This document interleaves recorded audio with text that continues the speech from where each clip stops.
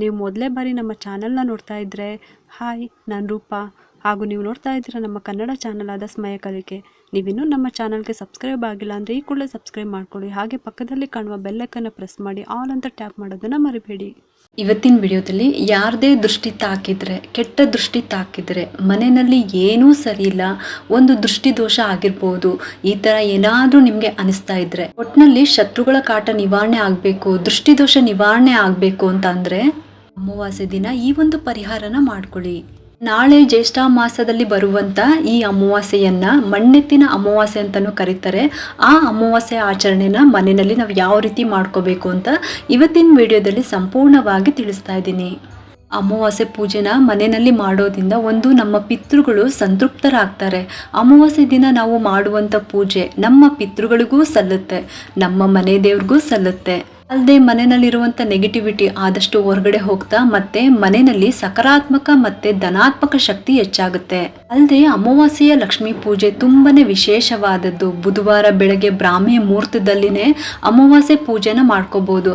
ಬನ್ನಿ ಇವಾಗ ಅಮಾವಾಸ್ಯೆ ದಿನ ಯಾವ ರೀತಿ ಪೂಜೆನ ಮಾಡ್ಕೋಬೇಕು ಅಂತ ತಿಳ್ಕೊಳ್ಳೋಣ. ಈ ಅಮಾವಾಸ್ಯೆ ಆಚರಣೆ ತುಂಬಾನೇ ಮಹತ್ವವಾದದ್ದು. ಹಳ್ಳಿಗಳ ಕಡೆ ಈ ಅಮಾವಾಸ್ಯೆಯನ್ನ ತುಂಬಾ ವಿಶೇಷವಾಗಿ ಆಚರಣೆ ಮಾಡ್ತಾರೆ. ಈ ದಿನ ಅವರು ಉಳುಮೆಗೆ ಬಳಸುವ ಎತ್ತುಗಳು, ನೇಗಿಲುಗಳನ್ನು ಪೂಜೆ ಮಾಡುವಂಥ ದಿನ.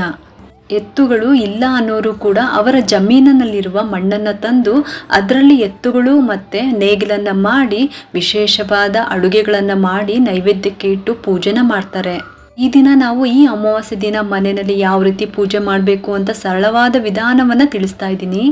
ಈ ಒಂದು ಅಮಾವಾಸ್ಯೆ ಆಚರಣೆ ಮಾಡೋದ್ರಿಂದ ವಿಷ್ಣುವಿನ ಪೂಜೆಗೆ ತುಂಬಾನೇ ಶ್ರೇಷ್ಠವಾದ ದಿನ ಅಂತಲೇ ಹೇಳ್ಬೋದು. ಬೆಳಗ್ಗೆ ಸೂರ್ಯೋದಯಕ್ಕಿಂತ ಮುಂಚೆನೇ ಎದ್ದು ಸ್ನಾನದಲ್ಲಿ ಒಂದು ಚಿಟಿಕೆ ಅರಿಶಿನ ಹಾಕೊಂಡು ಸ್ನಾನ ಮಾಡಿ ತುಂಬಾನೇ ಒಳ್ಳೆಯದು.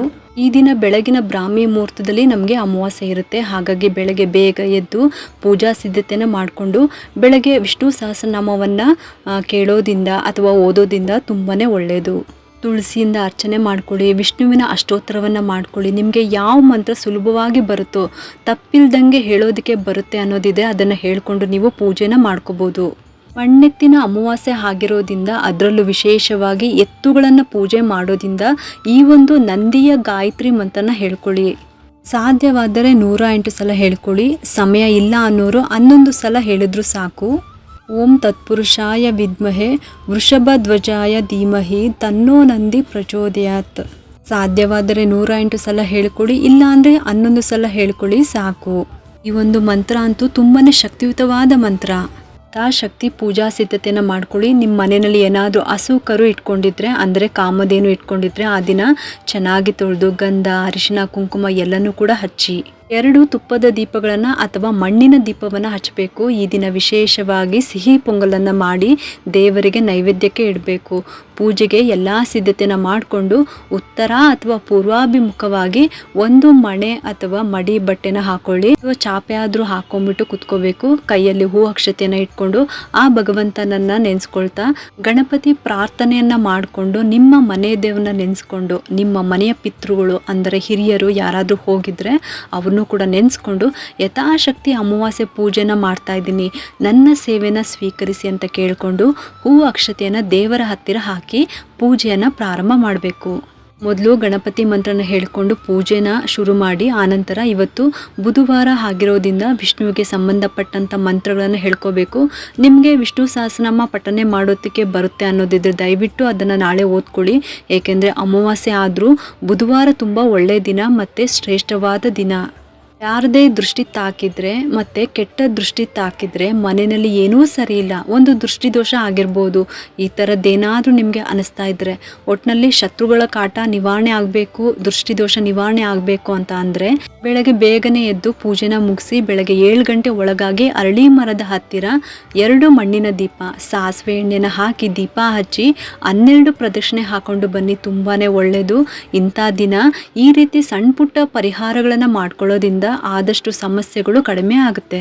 ನಾವು ಕೆಲಸಕ್ಕೆ ಹೋಗ್ತೀವಿ, ಇಷ್ಟೆಲ್ಲ ಮಾಡೋದಕ್ಕೆ ಸಮಯ ಇಲ್ಲ ಅಂತ ಅನ್ನೋರು ಹೊರಗಡೆ ಹೋಗುವಾಗ ಅಂದರೆ ಹೊರಗಡೆ ಓಡಾಡುವಾಗ ಹಸು ಕರುಗಳು ನಿಮಗೆ ಕಾಣಿಸಿದ್ರೆ 1-2 ಬಾಳೆಹಣ್ಣನ್ನು ತಿನ್ನಿಸಿ ನಮಸ್ಕಾರ ಮಾಡಿಕೊಂಡು ಹೋಗಿ. ಈ ರೀತಿ ಹಸುಗಳ ಸೇವೆನ ಮಾಡೋದ್ರಿಂದ ಪಿತೃಗಳು ಸಂತೃಪ್ತರಾಗ್ತಾರೆ. ಪಿತೃದೋಷಗಳಿದ್ರೆ ನಿವಾರಣೆ ಆಗ್ಬಿಡುತ್ತೆ, ಮಹಾಲಕ್ಷ್ಮಿ ಆಶೀರ್ವಾದ ಕೂಡ ಸಿಗುತ್ತೆ. ಹಾಗಾಗಿ ಹೇಳ್ತಾ ಇದ್ದೀನಿ, ಮನೇಲಿರುವಂಥ ನೆಗೆಟಿವಿಟಿ ಕಡಿಮೆ ಆಗಬೇಕು ಅಂತ ಅಂದರೆ ಮನೆಯಲ್ಲಿ ಅಮಾವಾಸ್ಯೆ ದಿನ ಹೆಚ್ಚಾಗಿ ಸಾಂಬ್ರಾಣಿ ಹೊಗೆಯನ್ನು ಹಾಕಬೇಕು. ಮತ್ತು ಪಂಚಗವ್ಯ ದೀಪಾರಾಧನೆ ಮಾಡಬೇಕು. ಅಂದರೆ ಹಸುವಿನ ಸಗಣಿಯಿಂದ ಮಾಡಿರುವಂಥ ದೀಪಗಳು ಎಲ್ಲ ಗ್ರಂಥಿಗೆ ಅಂಗಡಿನಲ್ಲೂ ಸಿಗುತ್ತೆ. ಇದರ ಬಗ್ಗೆ ಮುಂದಿನ ವಿಡಿಯೋದಲ್ಲಿ ನಿಮಗೆ ತಿಳಿಸ್ಕೊಡ್ತೀನಿ. ಈ ದೀಪವನ್ನು ಸಂಜೆ ಹೊತ್ತು ಹಚ್ಚಬೇಕು, ಆಗ ಮನೆಯಲ್ಲಿ ನೆಗೆಟಿವಿಟಿ ಆದಷ್ಟು ಕಡಿಮೆ ಆಗುತ್ತೆ. ಅಲ್ಲದೆ ಸಾಂಬ್ರಾಣಿಗೆ ಏನು ಧೂಪನ ಹಾಕಿರ್ತೀರಲ್ಲ ಅದರೊಳಗಡೆ ಒಂದು ಸ್ವಲ್ಪ ಬಿಳಿ ಸಾಸಿವೆನ ಹಾಕಿ ಮನೆ ತುಂಬ ಹೊಗೆಯನ್ನು ಹಾಕಬೇಕು. ಬೆಳಗಿನ ಪೂಜೆ ಇಷ್ಟೆಲ್ಲ ಮಾಡೇ ಇರ್ತೀವಿ. ಇನ್ನು ಸಂಜೆ ತಪ್ಪದೆ ಈ ಒಂದು ಕೆಲಸವನ್ನು ಮಾಡಿ. ಏನಂದರೆ ಕನಕದಾರ ಸ್ತೋತ್ರವನ್ನು ಓದೋದು ತುಂಬ ಒಳ್ಳೆಯದು. ತುಂಬ ಜನ ಹೇಳ್ತಾನೆ ಇರ್ತಾರೆ ಅಲ್ವಾ, ಏನೇ ಪೂಜೆ ಮಾಡಿದ್ರು ಹಣದ ಸಮಸ್ಯೆ ನಿವಾರಣೆ ಆಗ್ತಾ ಇಲ್ಲ, ಯಾವ ಸಮಸ್ಯೆಗಳು ಬಗೆಹರಿತಾನೆ ಇಲ್ಲ ಅಂತ. ಖಂಡಿತವಾಗ್ಲೂ ಹಾಗೆ ಆಗುತ್ತೆ. ಈಗ ನೀವು ಮಾಡೋ ಪೂಜೆಗಳೆಲ್ಲ ಕೂಡ ಒಂದು ಒಳ್ಳೆ ಟೈಮ್ಗೋಸ್ಕರ ಕಾಯ್ತಾ ಇರುತ್ತೆ. ಆ ಒಂದು ಒಳ್ಳೆ ಟೈಮ್ ಅನ್ನೋದು ನಿಮಗೆ ಶುರು ಆದಾಗ ಎಲ್ಲ ಪೂಜಾ ಫಲಗಳು ನಿಮಗೆ ಒಳ್ಳೆಯದಾಗಿನೇ ಸಿಗ್ತಾ ಹೋಗುತ್ತೆ, ಅಂದರೆ ಒಟ್ಟಿಗೆನೇ ಸಿಗ್ತಾ ಹೋಗುತ್ತೆ. ಮನುಷ್ಯ ಮಾತ್ರನೇ ಒಬ್ಬರು ಋಣನ ಉಳಿಸ್ಕೊಳ್ಳೋದು, ಆದರೆ ಆ ಭಗವಂತ ಯಾವತ್ತೂ ಯಾರ ಋಣ ಕೂಡ ಉಳಿಸ್ಕೊಳ್ಳೋದಿಲ್ಲ. ನಾವು ಮಾಡುವಂಥ ಪೂಜೆ ಕೂಡ ವ್ಯರ್ಥ ಆಗೋದಿಲ್ಲ, ವ್ಯರ್ಥ ಆಗೋದಕ್ಕೂ ಬಿಡೋದಿಲ್ಲ. ಖಂಡಿತವಾಗ್ಲೂ ಅದರ ಎಲ್ಲ ಫಲಗಳನ್ನು ಒಟ್ಟಿಗೆನೇ ಕೊಟ್ಟೇ ಕೊಡ್ತಾರೆ. ಸಮಾಧಾನವಾಗಿ ನಾವು ಕಾಯಬೇಕು ಅಷ್ಟೇ. ಬೆಳಗ್ಗೆ ನೀವು ಇಷ್ಟೆಲ್ಲ ಪೂಜೆಗಳನ್ನು ಮಾಡಿರ್ತೀರ, ಸಂಜೆಗೆ ಮತ್ತೆ ಕೈಕಾಲು ಮುಖನ ತೊಳ್ಕೊಂಡು ದೇವರ ಮುಂದೆ ದೀಪನ ಹಚ್ಚಿ, ತುಳಸಿ ಮುಂದೆ ದೀಪನ ಹಚ್ಚಿ ತಪ್ಪದೆ ಕನಕದಾರ ಸ್ತೋತ್ರವನ್ನು ಓದ್ಕೊಳ್ಳಿ. ಈ ರೀತಿ ಅಮಾವಾಸ್ಯೆ ದಿನಗಳಲ್ಲಿ, ಶುಕ್ರವಾರದ ದಿನಗಳಲ್ಲಿ ಸಂಜೆ ಹೊತ್ತು ಕನಕದಾರ ಸ್ತೋತ್ರನ ಓದೋದು ತುಂಬ ಒಳ್ಳೆಯದು. ಮನೆಯಲ್ಲಿ ಆದಷ್ಟು ಧನಾತ್ಮಕ ಶಕ್ತಿ ಹೆಚ್ಚಾಗುತ್ತೆ. ಓದೋದಕ್ಕೆ ಬರಲ್ಲ ಅನ್ನೋರು ನೀವು ಮೊಬೈಲ್ನಲ್ಲೂ ಕೂಡ ಕೇಳ್ಬೋದು. ಮೊಬೈಲ್ನಲ್ಲಿ ಪ್ಲೇ ಮಾಡ್ತಾ ಕೇಳಿ. ಆ ಸಮಯದಲ್ಲಿ ನೀವು ಕೂಗಾಡೋದು, ಬೇರೆಯವ್ರ ಮೇಲೆ ಅಥವಾ ಗಲಾಟೆ ಮಾಡೋದು ಅದನ್ನೆಲ್ಲ ಮಾಡೋದಕ್ಕೆ ಹೋಗಬೇಡಿ. ಕೈಯಲ್ಲಿ ಅಕ್ಷತೆ ಇಟ್ಕೊಂಡು ನಮಸ್ಕಾರ ಮಾಡಿಕೊಂಡು ಆ ತಾಯಿ ರೂಪನ ನಿಮ್ಮ ಮನಸ್ಸಿನಲ್ಲಿ ಸ್ಥಾಪನೆ ಮಾಡಿಕೊಂಡು ಕೇಳಿಸ್ಕೊಳ್ತಾ ಇರಿ. ಆಮೇಲೆ ನಿಮ್ಮ ಕೈಯಲ್ಲಿರುವಂಥ ಅಕ್ಷತೆಯನ್ನು ದೇವರ ಹತ್ತಿರ ಹಾಕಿ ನಮಸ್ಕಾರ ಮಾಡ್ಕೊಳ್ಳಿ. ನಂತರ ಮಹಾಮಂಗಳಾರತಿನ ಮಾಡಿ. ಅಮಾವಾಸ್ಯೆ ಪೂಜೆ ಮನೆಯಲ್ಲಿ ಸರಳವಾಗಿ ಮಾಡುವಂಥ ವಿಧಾನವನ್ನು ಪ್ರತಿಯೊಬ್ಬರು ಕೂಡ ಆಚರಣೆ ಮಾಡಿ. ಆ ಭಗವಂತ ಎಲ್ರಿಗೂ ಕೂಡ ಒಳ್ಳೆಯದನ್ನೇ ಮಾಡಲಿ ಅಂತ ಕೇಳ್ಕೊಳ್ತಾ ಈ ವಿಡಿಯೋನ ಮುಗಿಸ್ತಾ ಇದ್ದೀನಿ.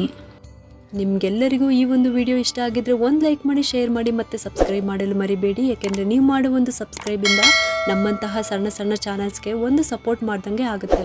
ಮತ್ತೆ ಸಿಗ್ತೀನಿ ಮುಂದಿನ ಹೊಸ ವಿಡಿಯೋದೊಂದಿಗೆ ಅಂತ ಹೇಳುತ್ತಾ ಈ ವಿಡಿಯೋನ ಮುಗಿಸ್ತಾ ಇದ್ದೀನಿ. ಸರ್ವೇ ಜನ ಸುಖಿನೋ ಭವಂತು.